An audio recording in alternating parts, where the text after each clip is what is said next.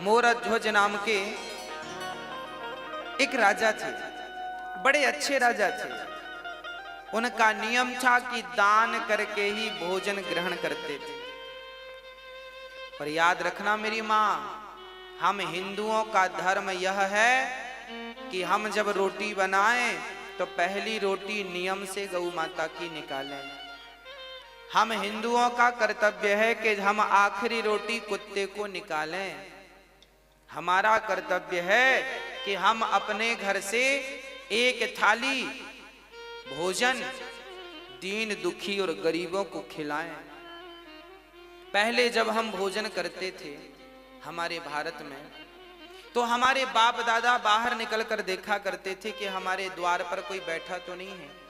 अच्छा, पहले के घर ऐसे बनते थे कि घर के बाहर बैठने की एक पट्टी होती थी। पुराने घर ऐसे ही बनते थे कि कोई भी आके बाहर बैठ जाता था, और हम लोग भी बाहर कभी कभी घर वाले भी बैठते थे, बातें होती थी, चर्चाएं, सत्संग।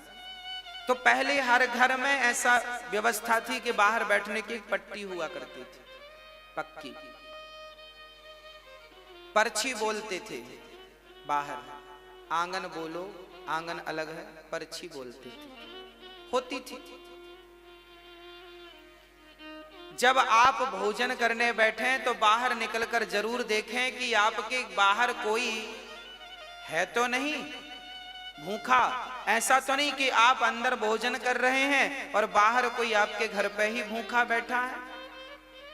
आपके द्वार पर कोई भूखा बैठा है, उसके पेट भरने की जिम्मेदारी आपकी है। ये हमारे भारत का धर्म है, हमारा धर्म है, हमारे वेद यही सिखाते हैं। इसलिए अपनी एक थाली आप कभी जाया करो गरीबों के बीच में। इसलिए यहां अन्न क्षेत्र बंटता है कि एक थाली आप किसी को बाहर आपके कोई मिले ना मिले, एक एक थाली करते करते आपके 365 दिन में आपकी 365 थालियां हो गई। इसलिए यहाँ एक बार अन्न क्षेत्र में आप एक बार अन्न क्षेत्र कराते हैं तो एक साथ 2000 साधु भोजन कर लेते हैं, एक साथ सब लोग खा लेते हैं। तो रोज रोज नहीं खिला पाओ, तो इसलिए अन्न क्षेत्र होता है कि आप सभी को अपने हाथ से प्रसाद बांटे, अन्न क्षेत्र दें। हाँ, तो आपका नियम है, हमारा नियम हो कि हम रोज दें, ना तो फिर साल में एक बार दें। ऐसे अच्छे कार्यों से जुड़ जाएं नियम से। मोरध्वज का भी यही नियम था। रोज ब्राह्मणों को बुलाते, उनके चरण धोते, उनकी सेवा करते, उनकी वंदना करते, उनको भोजन कराते, और उनके कहने पर जो वो कहते वो दान करते। दान अपने मन से नहीं करते थे, ब्राह्मण से पूछते थे आपको क्या चाहिए, जो वो कह दें वो दान करते थे।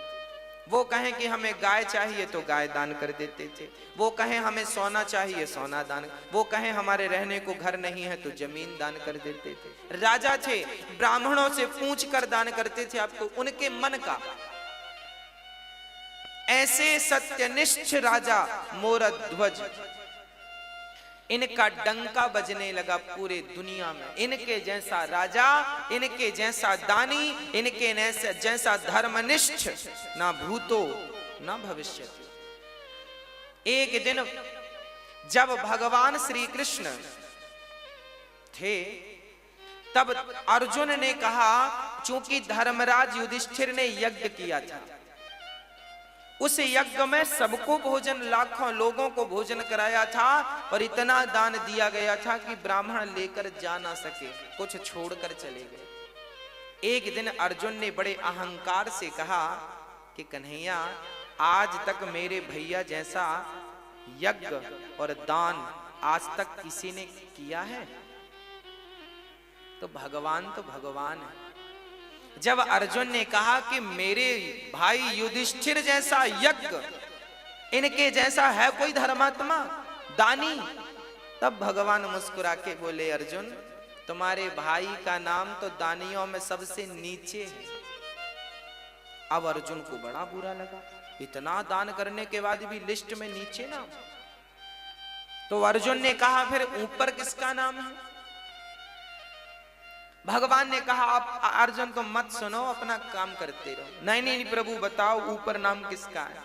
तब भगवान ने कहा सबसे ऊपर नाम है मेरे प्यारे भक्त मोरध्वज का। अर्जुन को बड़ा बुरा लगा।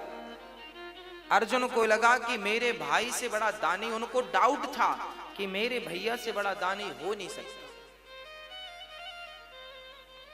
अर्जुन बोले प्रभु हमें देखना है कि वो कैसा दानी है, क्या दे सकता है। अरे हमारे भाई ने क्या नहीं दिया, धर्मराज युधिष्ठिर ने इतना दिया पंडित जी ले जा ना सके, ऐसा वो क्या दे सकता है। अर्जुन मानने को तैयार नहीं थे। मैं नहीं मानता कि वो दानी है। भगवान बोले तो परीक्षा ले लो। भगवान ने कहा ले लो। अर्जुन ने कहा आपके सहयोग के बिना परीक्षा संभव नहीं है। तो प्लान बनाया गया, यमराज जी को बुलाया गया, यमराज को शेर बना दिया गया, तुम शेर बन जाओ। बूढ़े शेर, दांत टूट गए सारे, और अर्जुन ब्राह्मण बन गए और भगवान श्री कृष्ण भी ब्राह्मण बन गए। दो पंडित जी और एक शेर, तीनों चले मोरध्वज के द्वार पर। भिक्षाम देही, भिक्षाम देही, हे राजन हमें भिक्षा दो। तुरंत राजा दौड़ कर आए, ब्राह्मण आइए आइए आइए, स्वागत है, मेरे तो भाग्य खुल गए, आप जैसे दिव्य ब्राह्मणों का पदार्पण घर में हुआ।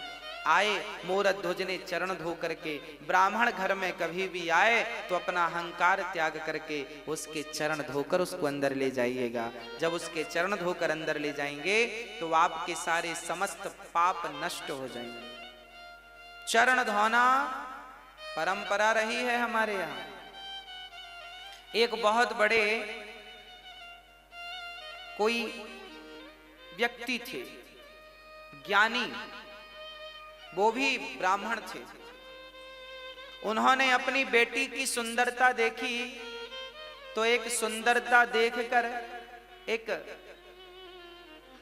लेख लिख दिया, मेरी बेटी इतनी सुंदर है, इतनी सुंदर, इतनी सुंदर। जैसे ही वो अपनी बेटी की सुंदरता का निरूपण अपने एक ग्रंथ में कर रहे थे तभी उनको कोढ़ का रोग हो गया। ब्राह्मणों को बुलाया, भाई हम तो देखो बेटी के ऊपर ये ग्रंथ तैयार कर रहे हैं, बेटी कितनी सुंदर है, लोग पढ़ेंगे, हमें कोढ़ क्यों हो गया। तब ब्राह्मणों ने कहा कि बाप थोड़ी बेटी की सुंदरता का वर्णन कर सकता है। अरे सुंदरता का वर्णन तो पति कर सकता है पत्नी की, मेरी पत्नी ऐसी सुंदर है। आप क्या तैयार कर रहे हैं ग्रंथ, आपको उसी पाप से रोग हो गया है, अब ठीक कैसे होगा। बोले सारे ब्राह्मणों को बिठाओ, इनके चरण धो और इनके चरण के धोए हुए जल से स्नान कर लो, अपने आप आपका रोग ठीक हो जाएगा। जब ब्राह्मणों के चरणों के धोने से स्नान किया तब उनका रोग ठीक हो गया।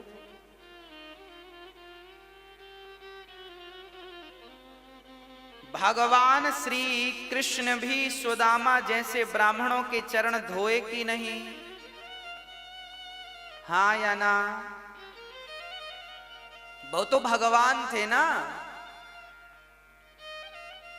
भगवान को क्या जरूरत थी ब्राह्मण के चरण धोने की। अरे ब्राह्मण तो खुद पांव पड़ते हैं भगवान के, ब्राह्मण तो खुद भगवान के चरणों की धूल मस्तक पर रमाते हैं, ब्राह्मण तो खुद अपने आंसू बहाते हैं भगवान को पाने के लिए।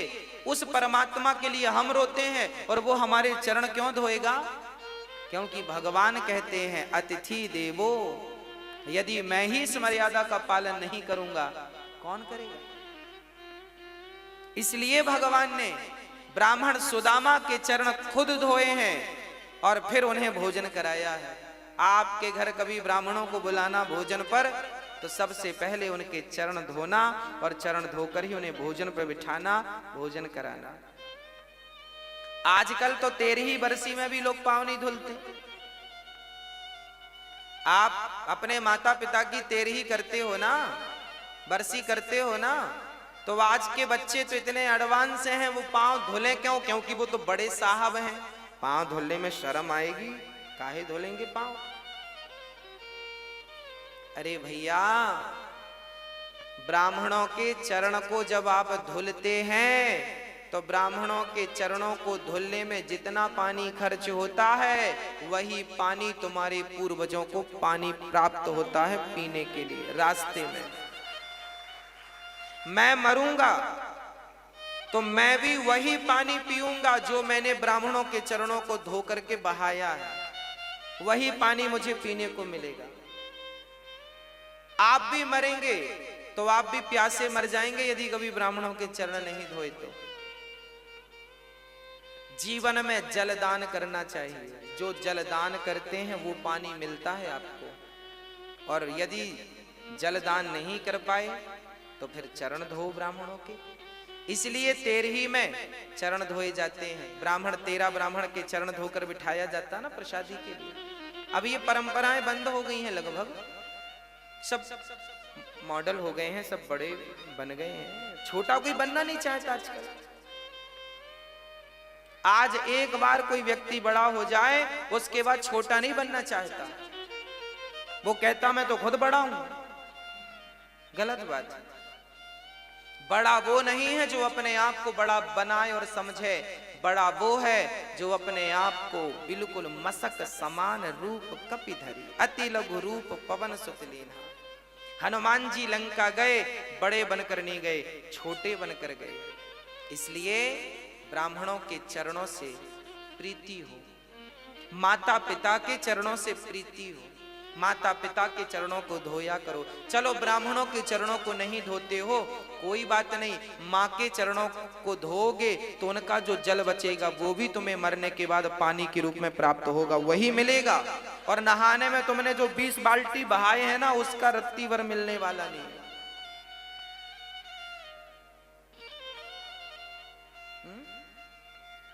गौ माता को जो पानी पिलाया है वो पानी भी आपको प्राप्त होगा।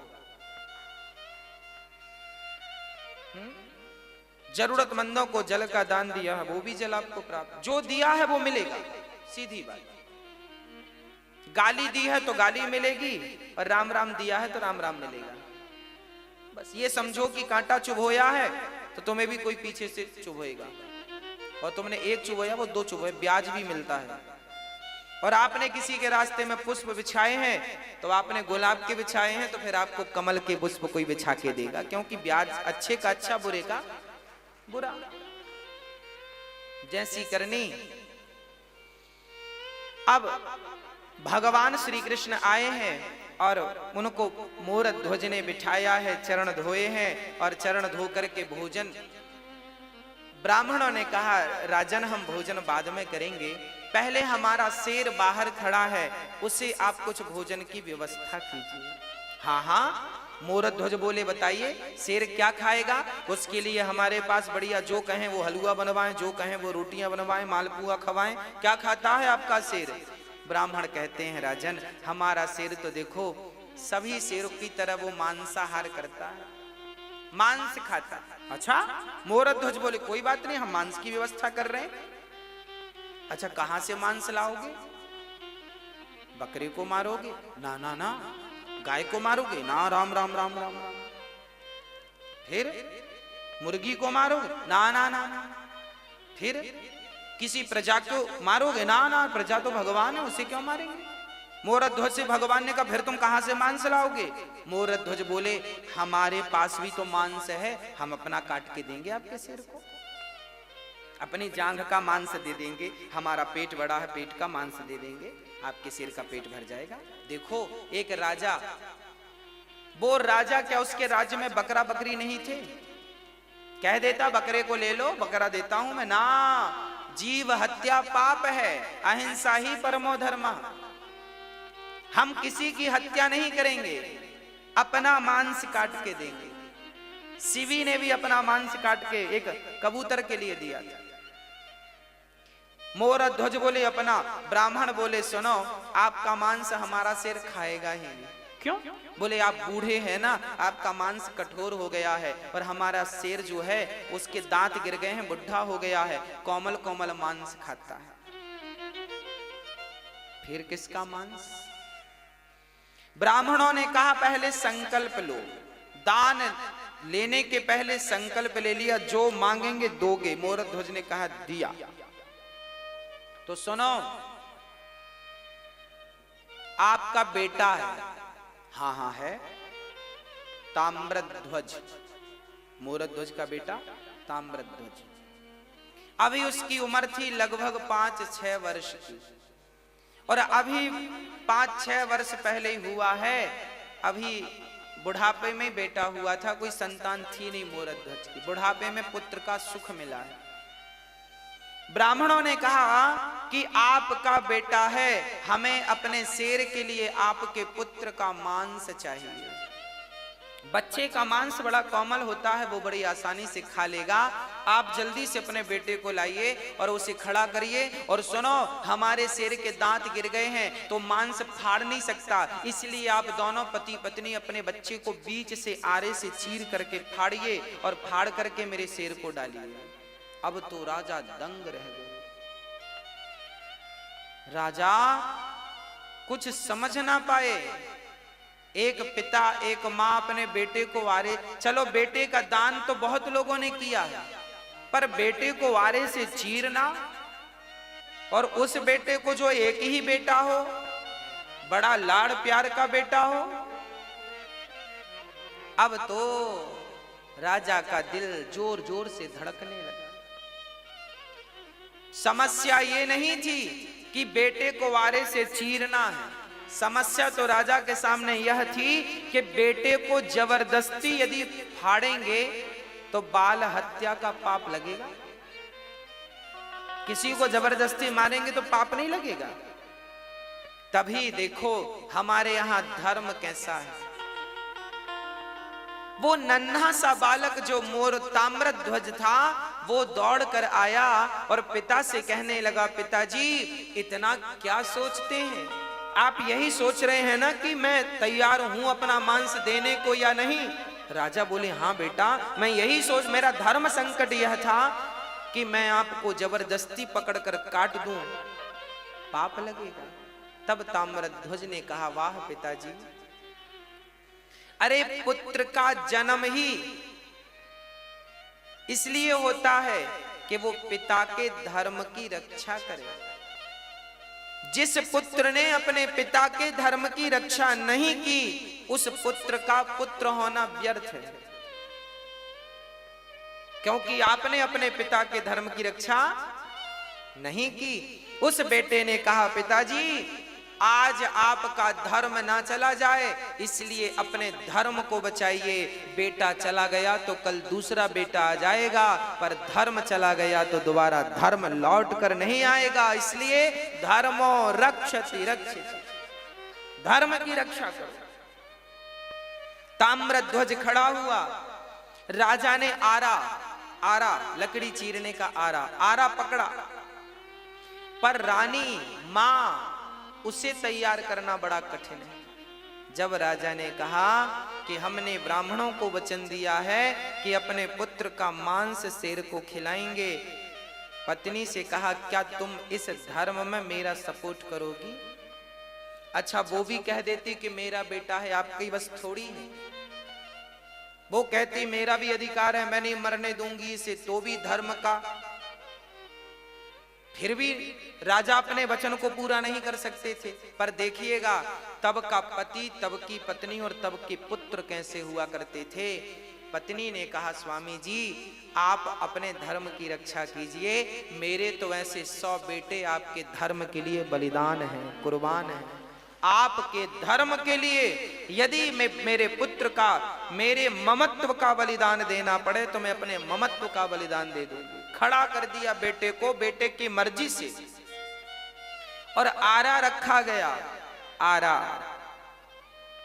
चीर करके अब आरा सिर पे रखा, और जैसे ही आरा चलाने लगे, उस नन्हे से बच्चे ने कहा, पिताजी एक पल के लिए रुक जाइए, मां रुक जाइए। अंदर से गया और रुई लेकर के, रुई कान में लगा दी मां के पिता के कान में। मां ने कहा, बेटा ये कान में तुमने रुई क्यों लगा दी? पिता ने कहा, बेटा ये मेरे कान में रुई क्यों लगाई?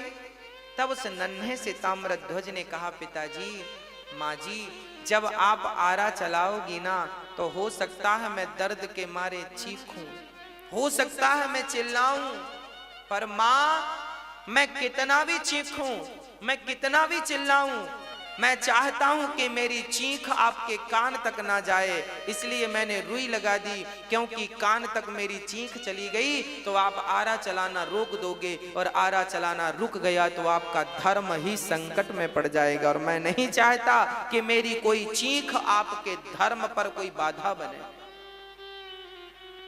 रुकना नहीं चाहिए आरा। बस खड़े हो गए ताम्रध्वज, आंख कानों में रुई लगाई, और वो माता पिता अपने धर्म की रक्षा के लिए अपने पुत्र को ही बीच से चीर दिया। देखते देखते खून की पिचकारियां निकलने लगीं, कभी वो माँ के मुंह को भिगाए तो कभी पिता के मुंह को भिगाए, और वो पिचकारियां निकलती जा रही हैं और आरा चलता जा रहा है। ये भारत की सत्य घटनाएं हैं, ऐसा हुआ है, ऐसा भारत था हमारा। दर्शन करो इस भारत का, ऐसा भारत कि धर्म के लिए पुत्र तैयार हो गया, और धर्म के लिए माँ बाप ने बच्चे को आरे से, चूंकि वचन दे दिया था कि मैं आपको, आपके शेर को मांस दूंगा, 2 भागों में काट दिया। अब रानी रोने लगी, अब बच्चे को जब देखा तो रोने लगी।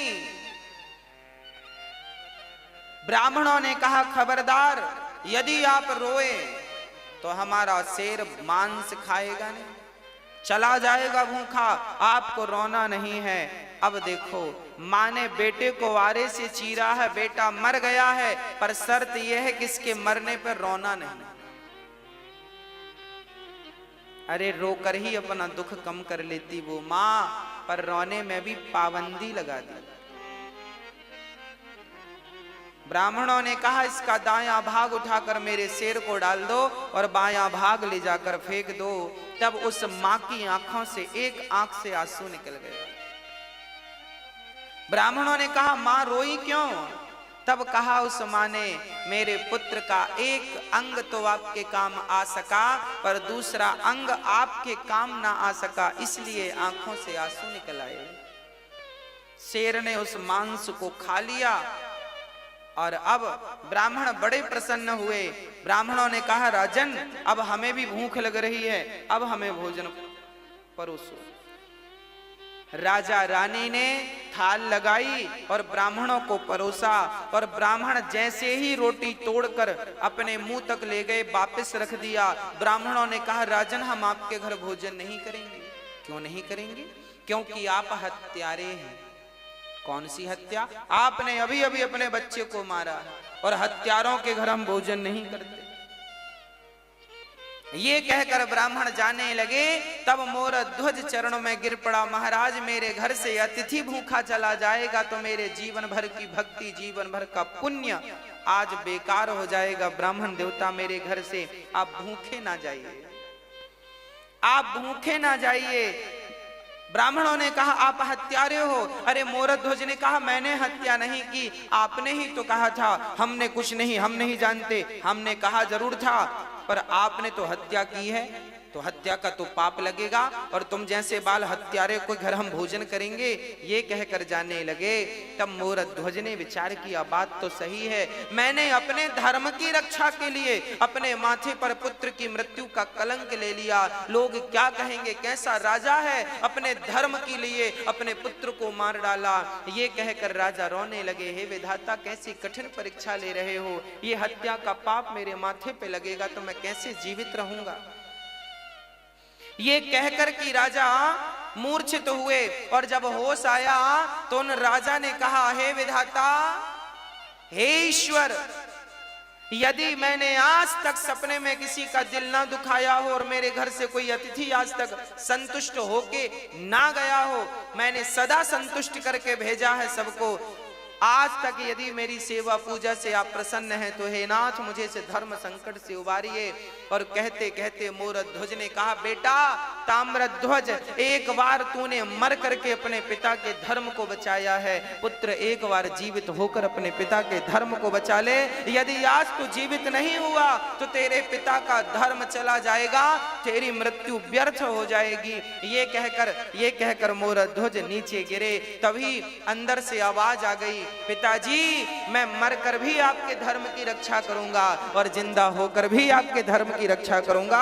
अंदर से दौड़ता हुआ उनका बेटा आया और पिता ने हृदय से लगा लिया और पलट कर देखा तो ना वहां कोई शेर था ना कोई ब्राह्मण थे, वहां तो स्वयं भगवान श्री कृष्ण शंख चक्र गदा पद्म लेकर के खड़े थे, चतुर्भुज रूप में खड़े थे। अर्जुन की आंखों में आंसू गिर रहे थे, झरझर आंसू निरंतर गिर रहे। मोरध्वज बोले, प्रभु आप? हाँ। मोरध्वज रोने लगे, वाह प्रभु,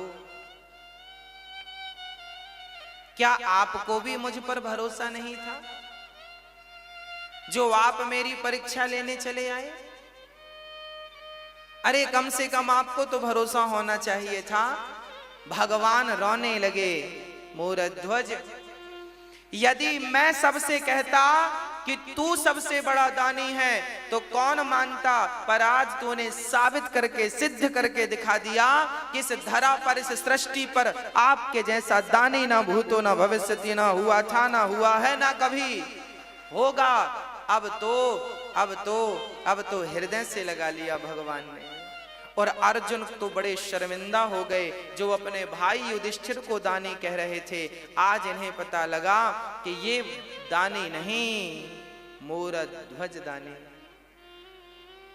हाँ, मोरध्वज जैसा कोई दानी नहीं, सबसे बड़े दानी मोरध्वज।